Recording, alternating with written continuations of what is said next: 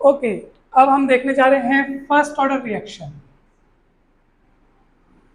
किसको बोलते हैं बताइए? First order reaction. प्रथम कोटि की अभिक्रिया के लिए हम समाकलित दर समीकरण व्युत्पन्न करेंगे। इंटीग्रेटेड रेट इक्वेशन अब हम डिराइव करेंगे। और चलिए, प्रथम कोटि की अभिक्रिया।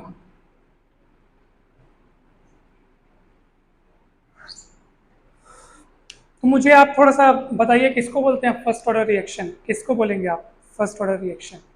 मान लीजिए मैंने ये रिएक्शन लिखा होगा, ये रिएक्टेंट है, ये प्रोडक्ट है, अभिकारक ये उत्पाद है, तो आप कब कहेंगे कि ये प्रथम कोटि की अभिक्रिया है? जब अभिक्रिया की दर यानी d r by d t with minus sign ये डायरेक्टली प्रोपोर्शनल होगा कंसंट्रेशन के पावर 1 के, है ना?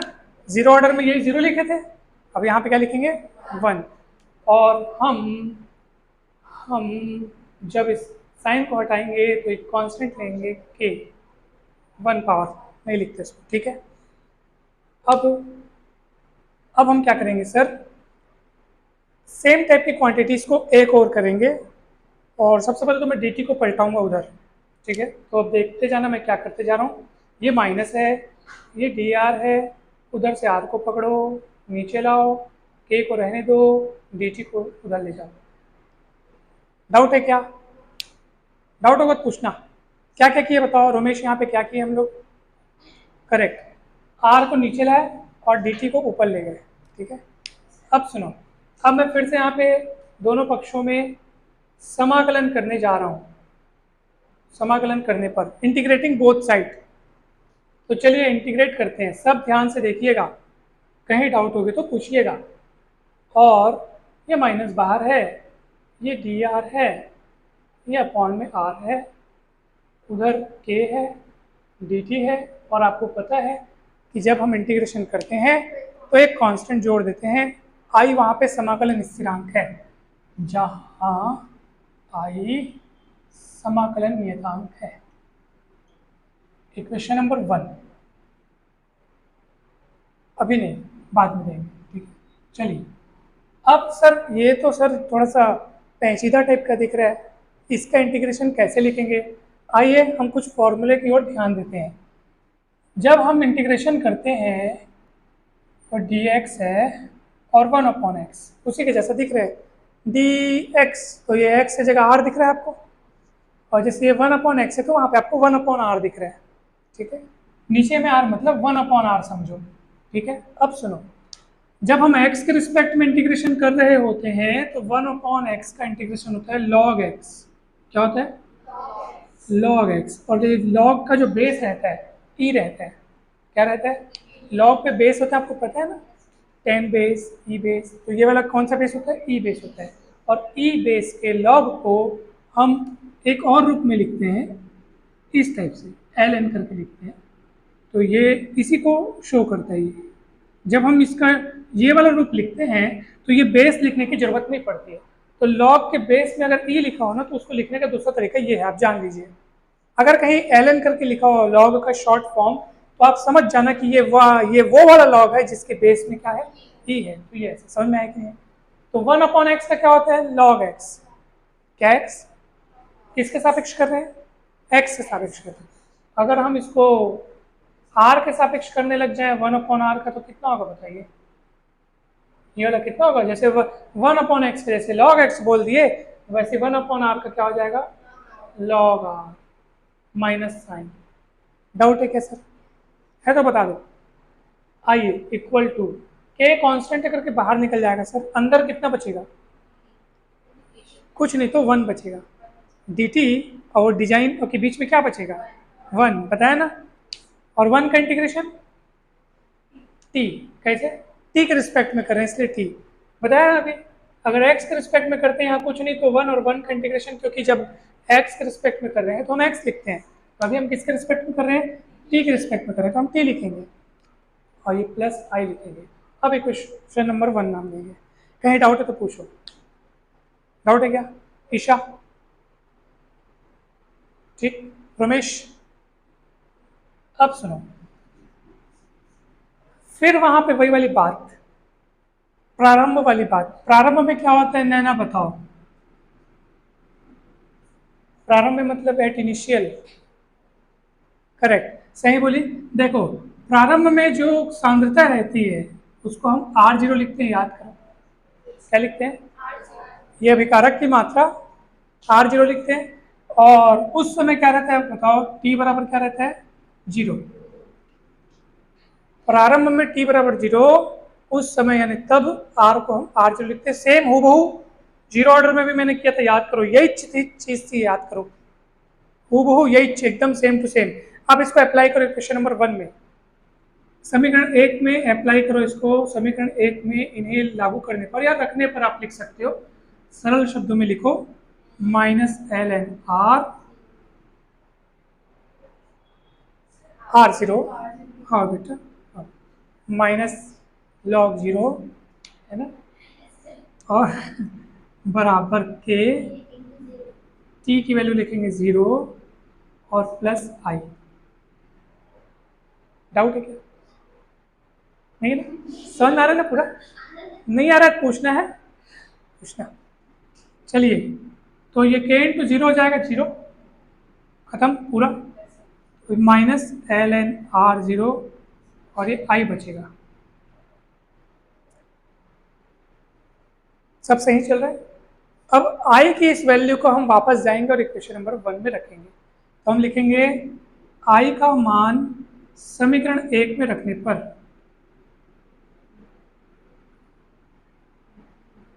चलिए देखते हैं,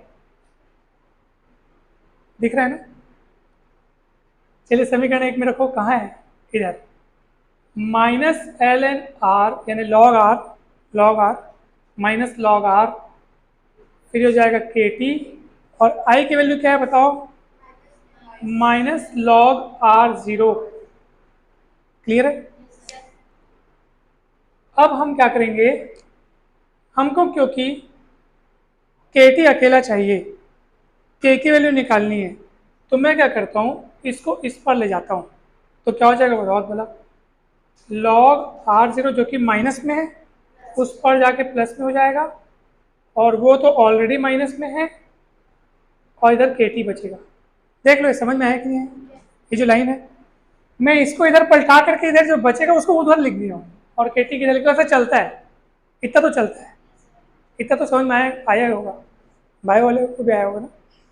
चलिए अब क्या होगा बताओ, ये KT, अब आप लोग बचपने में एक फॉर्मूला पढ़े होंगे, log m minus log n is equals to log m by n, पढ़े हैं बचपने में, log m minus log n is equals to log m by n, तो वैसे log m minus log n क्या होगा, log m के स्थान पर R0 R। क्लियर है।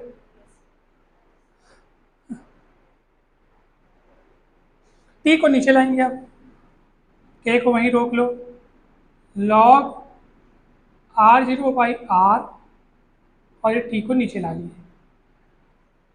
डाउट है क्या, 1/T आ गया ना, T नीचे, वो log जो आपको दिख रहा है वो उसके बेस पे क्या है, मैं आपको बताया था, उस वाले log को ln जिसको हम लिखे हैं वो log वास्तव में उसके बेस पे क्या है, e है, ठीक है। और मैंने आपको कभी ये भी बताया था कि जब e बेस वाले log को 10 बेस वाले log पे चेंज करना हो तो हम किससे मल्टीप्लाई करते हैं, आपको बताया था, याद करो, अभी बता रहा हूँ, देखो याद रखियो इस बात को कि ये जो log है उसके बेस पे e है, जब हम उसको 10 बेस वाले log पे चेंज करते हैं तो सामने में इंटू करना पड़ता है 2.303 का, याद रखना इस बात को।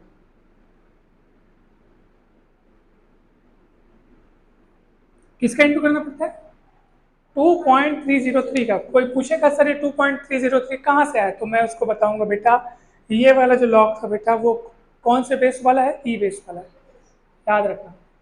बेस चेंज होने से भी वैल्यू चेंज होती है ना, याद रखना ना। तो ई बेस वाले को हम लोग किस में चेंज किए हैं, 10 बेस, ये देखो log के नीचे क्या लिखा है, 10 बेस। अगर मैं इसको मिटा भी दूँ ना तब भी 10 समझना, यानी आपको कहीं अगर log दिखे, मान लो लिखा है log फलाना दिखाना कुछ भी और नीचे कुछ नहीं लिखा है, तो जब कुछ ना दिखे बेस में तो आप 10 समझना। क्लियर है। तो वहाँ पे आप 10 नहीं भी लिखोगे तब भी चलेगा और लिखोगे तब भी चलेगा। और ई बेस वाले को 10 बेस वाले में चेंज करने के लिए ही हम 2.303 का वहाँ मल्टीप्लाई किए हैं। और ये आपका फॉर्मूला डिराइव हो गया, formula for rate constant for the equation reaction of first order या फर्स्ट ऑर्डर रिएक्शन जो भी है। क्लियर है? And doubt? अब हम इसका क्या देखेंगे, हाफ लाइफ पीरियड, जैसे हम जीरो ऑर्डर रिएक्शन के लिए देखे थे ना हाफ लाइफ पीरियड, अब इसके लिए भी देखेंगे। डेफिनेशन सेम रहेगी। क्या है डेफिनेशन बताओ? हाँ जी बताइए, डेफिनेशन क्या है जी, बताइए जी। वह समय, किसी रासायनिक अभिक्रिया के लिए वह समय जितने समय में अभिक्रिया आधी पूर्ण हो जाती है। कितनी पूर्ण हो जाती है? सरल है ना, भले हिंदी में बोलो लेकिन तुम लोगों को भी पूरा समझ में आया होगा। भले वर्ड्स रासायनिक अभिक्रिया क्या क्या है, लेकिन जब मैं ये बोलूँ ना कि जितने समय में अभिक्रिया आधी पूर्ण हो जाए तो समझ में आ गया हाँ सर क्या बोल रहे हैं। तो हिंदी उतना भी कठिन नहीं है ना। तो किस समय को बोलते हैं अर्धायु काल? किसी रासायनिक अभिक्रिया के लिए वह समय जितने समय में रासायनिक अभिक्रिया कितनी पूर्ण हो जाती है? आधी पूर्ण हो जाती है। ये भी डेफिनेशन दे सकते हो। और एक और डेफिनेशन आप दे सकते हो, किसी रासायनिक अभिक्रिया के लिए वह समय जितने समय में, चेष्टा जी सुनिएगा ध्यान से, जितने समय में अभिकारक का सांद्रण, अभिकारक का सांद्रण अपने प्रारंभिक सांद्रण का आधा रह जाता है। कितना रह जाता है? सांद्रण यानी कंसंट्रेशन, रिएक्टेंट का कंसंट्रेशन अपने शुरुआती कंसंट्रेशन का हाफ हो जाता है, आधा रह जाता है बोलो या आधा घट जाता है बोलो, एक ही बात है भाई, समझते नहीं हो तुम लोग। चलिए अब मिटाओ इसमें नो, हम अब मिटा रहे हैं और मुझे आशा है, विश्वास भी है कि आपको समझ में आया होगा और इसी विश्वास के साथ आगे बढ़ते हैं।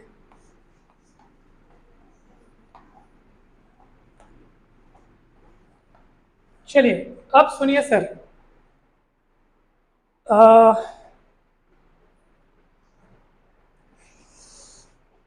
देखिए हाफ लाइफ पीरियड की हम बात कर रहे हैं, ठीक है, हाफ लाइफ पीरियड की यानी अर्ध आयु काल की बात चल रही है। अर्ध आयु काल जिसको हम टी हाफ से डिनोट करते हैं, किससे डिनोट करते हैं? टी हाफ से डिनोट करते हैं। तो अर्ध आयु काल की अवस्था में जब टी बराबर टी हाफ रहेगा, यानी उस समय की बात कर रहे हैं जब अभिक्रिया आधे पूर्ण हो चुकी होगी, उस समय हम समय को किससे लिखते हैं शिवानी? टी हाफ से। किससे लिखते हैं? टी हाफ से। और ये कौन सा समय है ईशा? ये ऐसा ऐसा कौन सा खास वाला समय, ऐसा कौन सा विशेष टाइम है?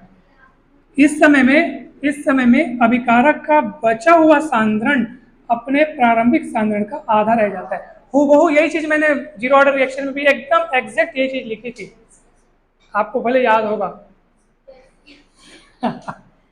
याद होगा ना?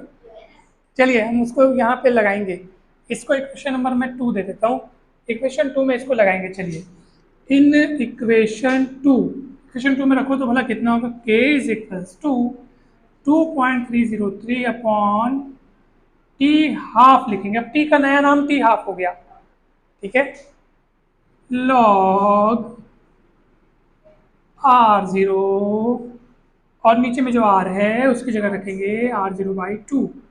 नहीं समझ में आया क्या सर? सर ये कट जाएगा सर, और ये 2 पलट पलट के ऊपर चले जाएगा। आपको पता है ऐसा होता है, बटे के बटे तुरंत ऊपर पलटे, ऐसे आप जान लीजिए, ठीक है। जैसे आप लिखेंगे ना 1/1/a तो क्या हो जाएगा? ये 1/1/a, तो ये कुल मिला के a पलट पलट के ऊपर चले जाएगा। ऐसा होता है, पता है आपको? तो 2 ऊपर चले जाएगा। तो चलिए k की वैल्यू 2.303 टी हाफ कटेगा, ये log 10 2 हो जाएगा, log 2 हो जाएगा, बेस पे 10 और इधर 2, ठीक है। और अगले लाइन में मैं लिखूंगा, उधर लिखता हूँ। सर मुझे तो टी हाफ की वैल्यू निकालनी है, इसलिए मैं टी हाफ को उधर ले जा लेता हूँ, इसको उधर ले जाता हूँ, के को नीचे ला लेता हूँ, और ये 2.303 अपॉन के और log 2 की वैल्यू कितनी होती है सर, आपको पता है सर? मुझे पता है 0.3010। कितनी होती है? बहुत बढ़िया, बहुत बढ़िया, वेरी गुड। और जब आप इसको इंटू करेंगे, जब आप इसको इंटू करेंगे, 3 × 3 = 3, 3 × 9, 2 × 6, 5 × 10, 0.693।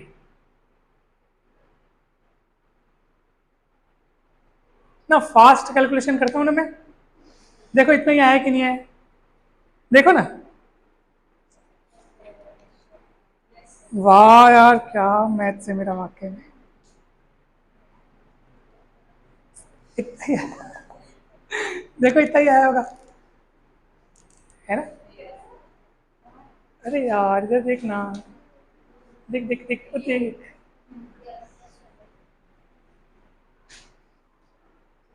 चेष्टा, क्या लॉजिक था ना इसके पीछे, कैसे लिख पाया बताओ मैं, है ना? तो ये होता है कभी जब आप बहुत अच्छे से प्रैक्टिस करते हैं, अच्छे से पढ़ने लग जाते हैं ना, तो आपसे ये कैलकुलेशन जो है वो बहुत फास्ट होने लगती है। चलिए अब आप आगे बढ़ते हैं, ये हमारा फॉर्मूला हो गया। हाफ लाइफ पीरियड के लिए अगर आपको फॉर्मूला अर्धायुकाल तक के लिए परीक्षा में जैसे प्रश्न आए कि अर्धायुकाल के लिए व्यंजक स्थापित कीजिए, तो आप यहाँ तक के बनाएंगे। ठीक है, मिटाऊं मैं इसको। अब मैं आपको ग्राफिकल रिप्रेजेंटेशन बताता हूँ, ग्राफ कैसे बनेगा इस इक्वेशन के हिसाब से। ठीक है, अब हम वो सीखेंगे। मिटाऊं इसको मैं।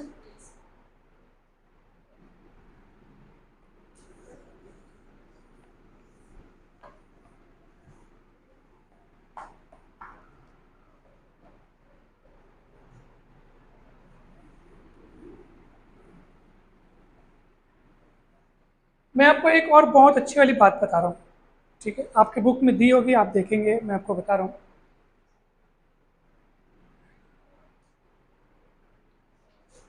पहले बताओ यहाँ तक समझ में आया कि नहीं है पूरा? अभी तक हमने क्या क्या काम किया बताओ? फर्स्ट ऑर्डर रिएक्शन में अभी तक हमने क्या क्या किया? सबसे पहले रेट कांस्टेंट के लिए इक्वेशन निकाला, शुरुआत शुरू से लेकर के। शिवानी जी बताइए क्या क्या हमने किया अभी तक? मेन हमने दो काम किए, के के लिए फॉर्मूला डिराइव किया, उसके बाद हाफ लाइफ पीरियड के बारे में बताया, जिसमें उसकी डेफिनेशन बताकर उसकी कंडीशंस लगा करके जब इसी फॉर्मूले में हम रखे तो हमको ये मिला, ये this is required formula, desired formula for half life period.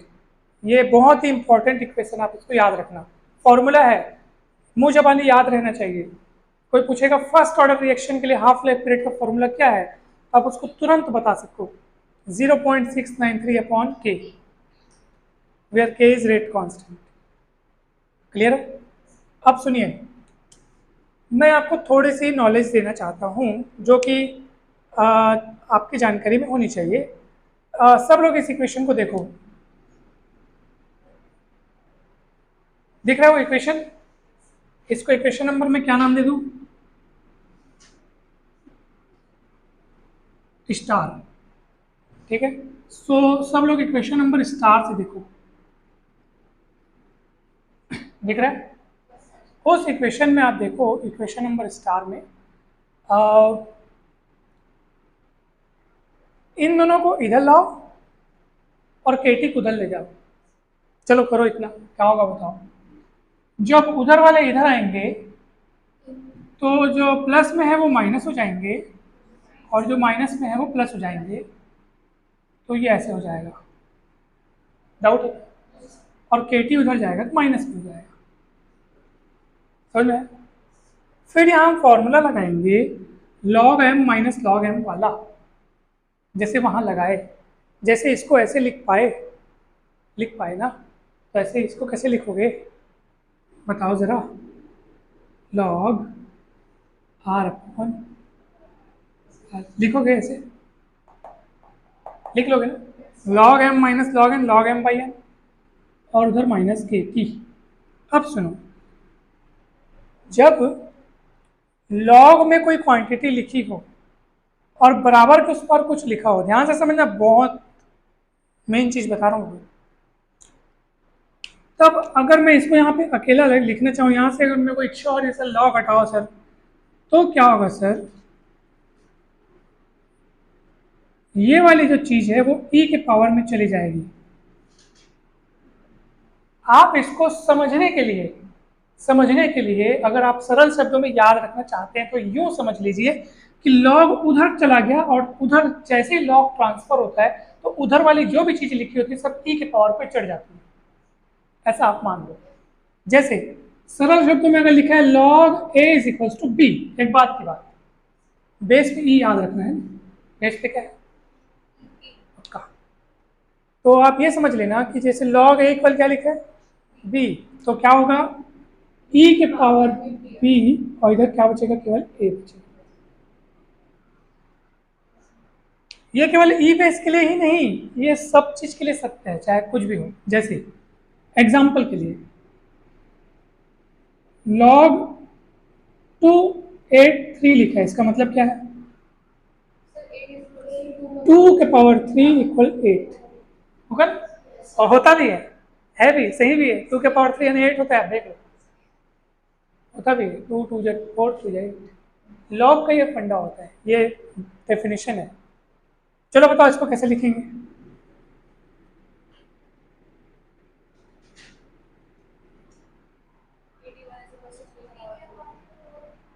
फलाने के पावर में फलाना इज इक्वल टू फलाना।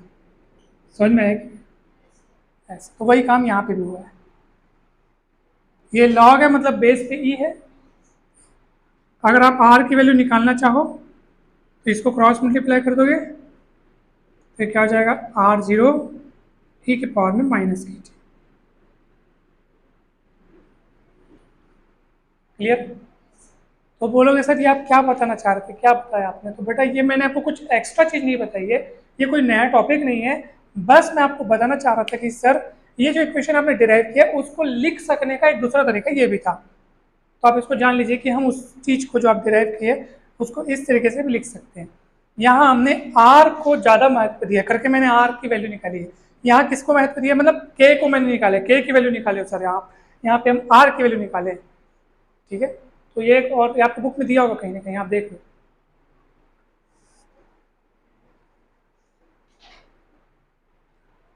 डाउट है क्या? अब सुनो, वापस जाओ इक्वेशन नंबर 3 में। ये 3 है ना? 2 है, इक्वेशन नंबर 2 में जाओ। मिटाओ इसको, मैं बुक में दिया है कहीं, है ढूंढ लो इसको।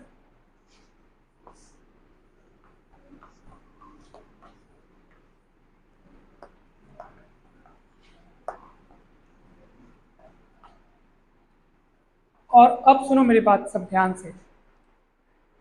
ज़्यादा हमारा काम, मेन काम होना था, हो गया। अब हम थोड़े थोड़े चेंजेस करते जाएंगे और नई नई चीज़ निकालते जाएंगे। देखो तो इक्वेशन नंबर 2 को देखो। इन इक्वेशन नंबर 2 मुझे बताओ सर आर और आर जीरो कौन कौन है? जल्दी बताओ। आर जीरो क्या है सर? अभिकारक का शुरुआत वाला सांद्रता, यानी शुरुआत वाली मात्रा, उसको आप ए नाम दे दो। क्या नाम दे दो? ए। आर क्या है सर मुझे बताओ? टी समय बीत चुकने के बाद, टी समय जब बीत चुका है उस समय के बाद जो बचा हुआ मात्रा है वो आर है। वो मात्रा कितनी है?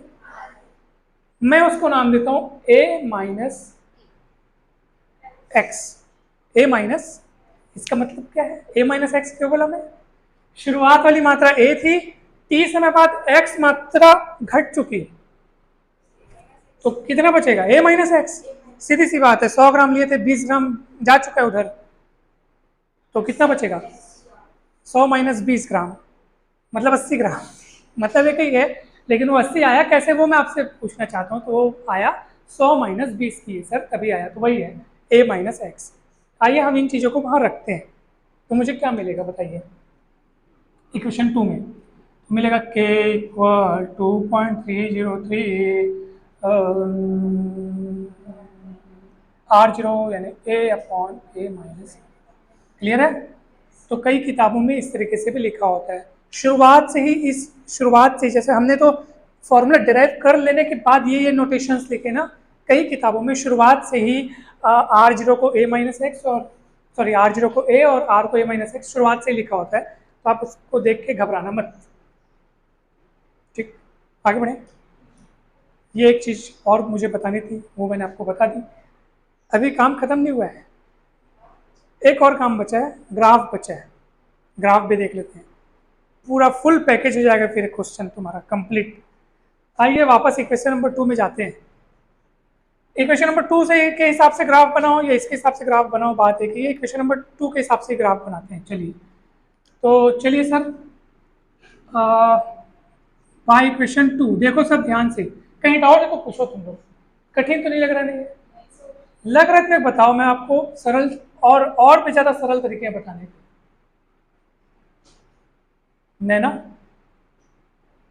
कठिन लग रहा है तो बताओ।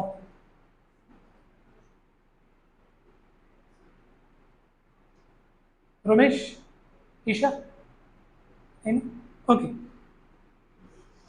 सुनो, टी, देखो इक्वेशन नंबर 2 को देखो, टी जो उधर नीचे लिखा है ना, उसको मैं क्रॉस मल्टीप्लाई करके ऊपर लिख रहा हूँ, और के और 2.303, ठीक है, यानी टी को उधर ले गया, इसको नीचे लाया, और उधर जो बच रहा है उसको मैं लिख लेता हूँ लॉग, क्या क्या बच गया बेटा, लॉग R0, उसको फिर से तोड़ लेता हूँ मैं, ये कैसे लिखा था, इसी को देख के ये लिखा था, अब मैं वापस तोड़ देता हूँ, ठीक है, तो क्या हो जाएगा, log R0 minus log R, ऐसे लिख लेता हूँ मैं, और ये इधर ट्रांसफर कर दो, इसको उधर भेज दो, क्या होगा सर बताइए, log R माइनस में है, इधर आके प्लस में हो जाएगा, और ये उधर चले जाएगा माइनस के अपॉन 2.303 इंटू टी। डाउट है क्या? इधर वाली उधर जाएगी तो माइनस में, और उधर कौन है, प्लस में है log R0, ये वही है प्लस में, ये इधर आ गई, माइनस था तो प्लस हो गया, इधर माइनस। डाउट है क्या? फिर से इसको एकदम अच्छे से तुलना करो, इसको दे दो आप समीकरण नंबर 3, समीकरण कितना 3, और समीकरण 3 की तुलना, इक्वेशन नंबर 3 की तुलना करो आप y equal m x plus c से करो। अब बताओ कौन कौन किसके किसकी जगह क्या क्या दिख रहा है, कौन कौन किसके किसकी जगह क्या क्या दिख रहा है बताओ। हाँ सर बताइए, y की जगह log r दिख रहा है, m की जगह आपको माइनस के अपॉन 2.303 दिख रहा है, x की जगह t दिख रहा है, c की जगह log r0 दिख रहा है ना। तो ग्राफ वैसे ही बनेगा जैसे बनता था, ऐसे बनेगा कि ऐसे बनेगा, ऐसे बनेगा, बिकॉज m की वैल्यू माइनस में है, तो ऐसे बनेगा सर। ये ग्राफ y एक्सिस को जहाँ पे काटेगा वहाँ से वहाँ तक की दूरी c होती है, c के जगह पे ये दिख रहा है, तो ये लंबाई जो है वो log r0 है, और y एक्सिस पे कौन बढ़ रहा है, log r, y की जगह जो दिख रहा है वही लिख देना आप। x एक्सिस पे कौन बढ़ रहा है, समय बढ़ रहा है, इसकी जो प्रवणता है यानी ढाल वो है माइनस के अपॉन 2.303। क्लियर है, बन गया, कहाँ कठिन था, सरल है सब, ठीक है, ओके कंप्लीट, ये टॉपिक भी कंप्लीट। फिर मैं आपको कल बताऊंगा